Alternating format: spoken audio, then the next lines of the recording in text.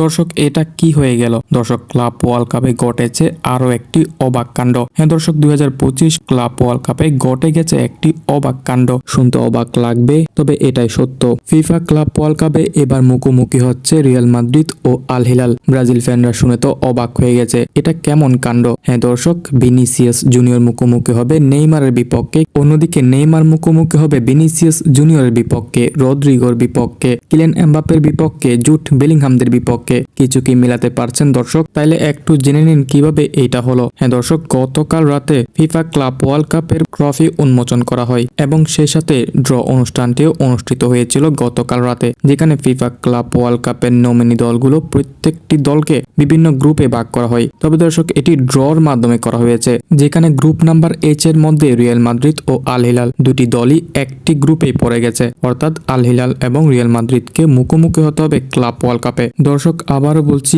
এটি ড্র এর মাধ্যমে হয়েছে। ড্র এর মাধ্যমে আল হিলাল ও রিয়াল মাদ্রিদের ম্যাচটি পড়ে গেছে, অর্থাৎ রিয়াল মাদ্রিদ ও আল হিলাল একই গ্রুপের মধ্যে পড়ে গেছে। তবে দর্শক, আর কিছুদিনের মধ্যে ম্যাচগুলোর সময়সূচি প্রদান করা হবে। এখনো মাত্র গ্রুপ ভাগ করা হয়েছে এবং কিছু সময়ের মধ্যে এই ম্যাচগুলোর সময়সূচিও প্রদান করা হবে। দর্শক, কারা কারা রিয়াল মাদ্রিদ ও আল হিলালের ম্যাচটি লাইভ দেখবেন তারা অবশ্যই কমেন্ট বক্সে জানিয়ে দিতে পারেন এবং ফুটবলসের আগামী আপডেটগুলো পেতে অবশ্যই চ্যানেলটিকে সাবস্ক্রাইব করে রাখতে পারেন।